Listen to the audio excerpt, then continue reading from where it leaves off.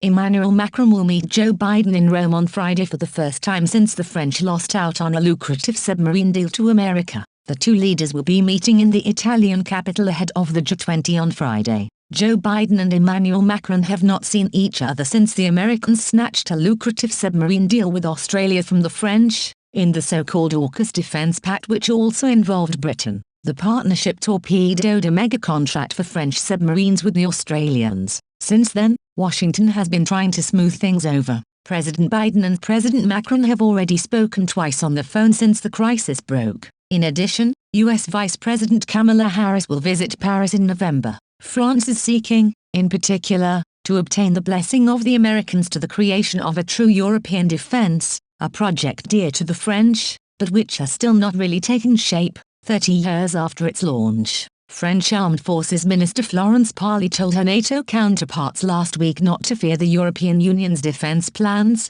saying that the United States will benefit and any European capabilities will strengthen the alliance. The remarks, made at a NATO defense ministers' meeting and shared with reporters, sought to end months of uncertainty about whether the latest EU effort to develop weapons and forces would be in competition with the alliance. When I hear some defensive statements on European defense and when I observe certain threats, including within this organization, I say, don't be afraid, Ms. Parly told a session that included the EU's top diplomat Josep Borrell. European defense isn't being built in opposition to NATO, quite the contrary. A stronger Europe will contribute to a strengthened and more resilient alliance, Ms. Parly said. U.S. Secretary of Defense Lloyd Austin responded positively in his public remarks, saying he welcomed a more capable European defense, echoing a joint statement in September issued by the French and US presidents. What we'd like to see are initiatives that are complementary to the types of things that NATO is doing, Mr. Austin told a news conference.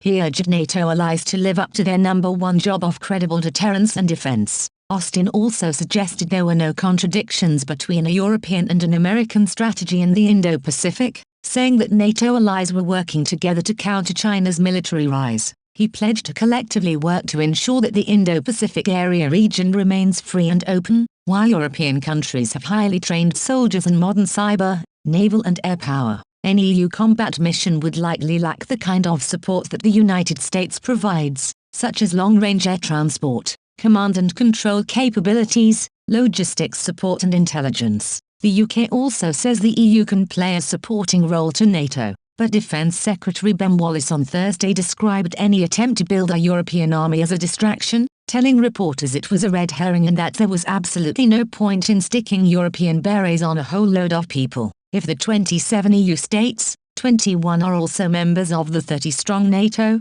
but the United States has long argued that the bloc should be able to do more to manage the crises on its borders. In March next year, the EU aims to agree a master military strategy document to define future threats, while focusing on developing weapons together, as well as outlining a new EU intervention force that could intervene in crisis. Eastern European states fearful of Russia are very wary of any shift in focus away from NATO. NATO Secretary-General Jens Stoltenberg warned against duplication. What is needed are more capabilities, not new structures, he told a news conference.